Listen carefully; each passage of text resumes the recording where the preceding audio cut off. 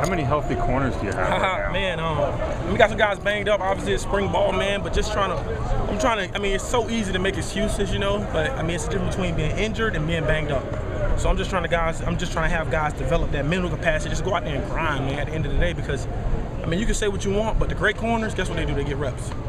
Only way we're gonna get better at playing that position on the island, it's a tough physical task, but the only way we're gonna get better is if we get reps. We preach hydration, we preach staying healthy. You're gonna have freak accidents every now and then, but for the most part, you know, when you talk about strains and stuff like that, a lot of that is just in regards to take care of your body and hydrating. Two guys who are healthy, Les and Hampton, what's kind of emerging with Wharton, guys? Les and Wharton. Yep.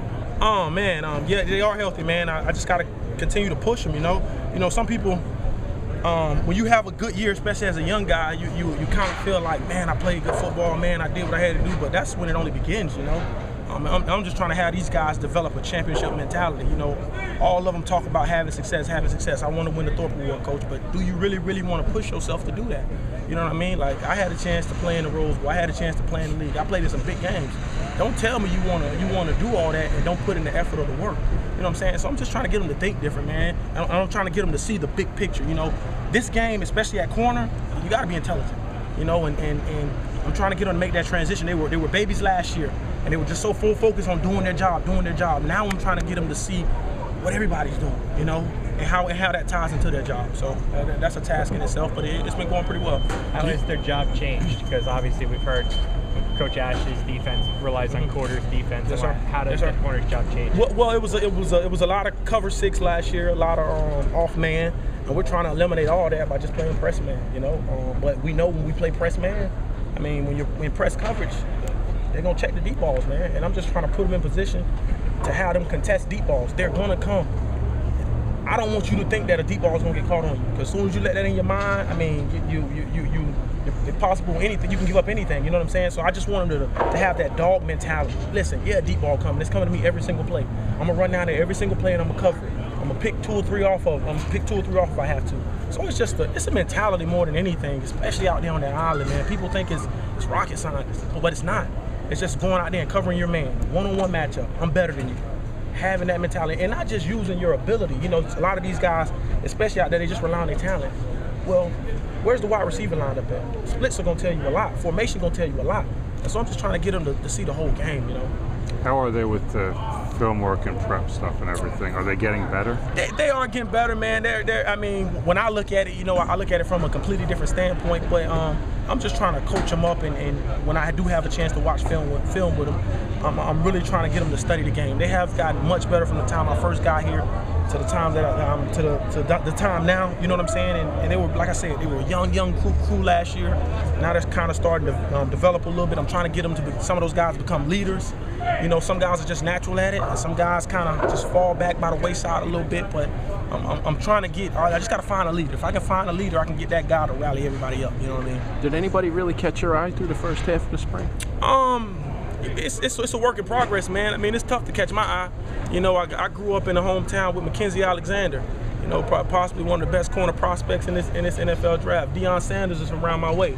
You know what I mean? So it's really, really tough to catch my eye. But I will say these guys are making tremendous strides and improvement, and they're taking the coaching. That's the most important thing, man. They're taking the coaching. You know, a lot of times you got guys who can talk about a position and play a certain route, but when you in the field to play, it's gonna happen a lot different sometimes. Sometimes it's not gonna happen like you predict or like you put into a drill. You know what I mean? So you just gotta put them in position down the field to where they're not panicking once the ball is in the air. So there seemed to be a little more depth at safety than corner. So what went into moving Ronnie James from corner, where it would appear you guys need to safety, where it appears you have? Well, we just wanted to get a kid a shot, you know.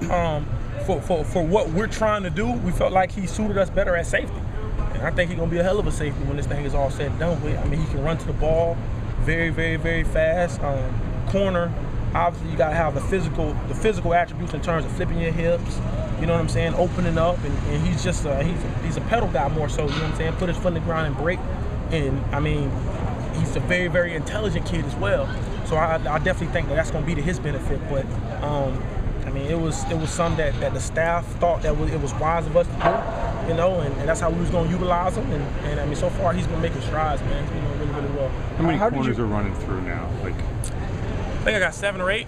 You know, I'm just trying to, you know, especially with all the deep balls that we're getting out there on the island, you know, main thing is to try to keep them healthy. But at the end of the day, man, that's the game, you know. Deep balls are going to come, contest them, play.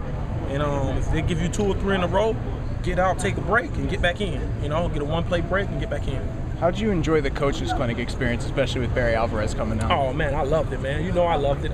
Obviously, Barry was the AD, or still the AD at my alma mater, man. And I can remember in some of the meetings back when I was in college, man, he would come in and speak to us before the big games, man, and you just get, we used to call him the Don. You just get chills, man, listen to that guy talk, man, and he's just a very, very special human being. I can remember when we were first going out to the Rose Bowl, he was telling the crew, the whole football team, you know, as soon as you get off that bus into that stadium, you're gonna see 3 trees over the scoreboard, and he painted this beautiful picture of us, for us, getting ready to play in the Rose Bowl. And we got off the bus, everybody's looking for the 3 trees, and we see the 3 trees, and it was just like, it was surreal because he had talked about it. It's a guy who won multiple Rose Bowls, who's now in the Hall of Fame. You know, I mean, that guy's a legend, man. He's a legend. To have him here, dude, I get excited about that kind of stuff, you know what I mean? And a lot of people, it's Barry Alvarez. Barry Alvarez to me like a freaking father, dude. So I got very, very excited about that. What's this adjustment been like for you, going from GA to position coach? You know, it has been different working for, I mean, I'm working for one of the, I mean, some will argue the best defensive back coach in the country, you know.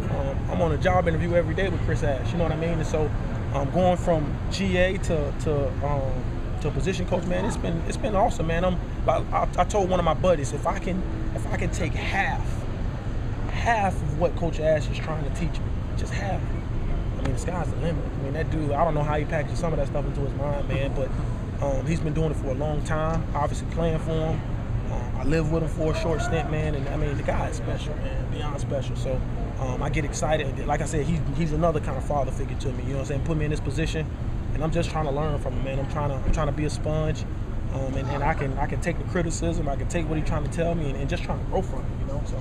Did you say you lived with him? I did back in Arkansas when I first moved to Arkansas. It was probably a couple of weeks before when I first moved to Arkansas. I got cut from the league. So I got cut from the NFL. After I got cut from the NFL, I went from an NFL player to a middle school lunchroom, I guess professor telling kids to be quiet and settle down. I was also coaching high school football in the evenings. This was in Gold Lake, Michigan. I left Gold Lake, Michigan after the football season, and I got into real estate, fiduciary real estate in Wisconsin. Ted Kellner, awesome guy. Did some real estate. Wasn't really not really a real estate guy, obviously. After that, I worked at a homeless shelter in Milwaukee, Wisconsin, where I did some ministry there. I was like I led a ministry. It was every Tuesday and Thursday night. It was incredible. I ended up leaving there. I was still training for the league, and I went back home, and I didn't find myself doing anything, and I reached out to Coach Ash. Coach Ash reached out to Coach Brett Bielema, and they ended up getting me up there, long story short. And in my time there, my first 2 months there, I lived with Coach Ash for a little bit, then I ended up living with Coach B for a little bit. So, man, Ash got a special connection, man. I got some people. How was he as a roommate? No, I wouldn't say a roommate. He had a pretty big house, so it wasn't really a roommate. It was his house and my room, you know. He's awesome, man. His family's incredible. Obviously, I've been knowing his whole family from the time he was at Wisconsin. Like I said, that dude's like a father to me, man. I mean, blood can make us any closer. You know what I mean? And so it's just, man, it's special. I don't even feel like I'm coming to work, you know. This is fun for me. I mean, it's a family-like atmosphere, and it's a good time, you know. He didn't cook for you then? He did not cook for me. I don't know if he specializes in that, but he did not cook for me. He did not cook for me. Now, he did buy me pizza a couple of times, but he didn't cook.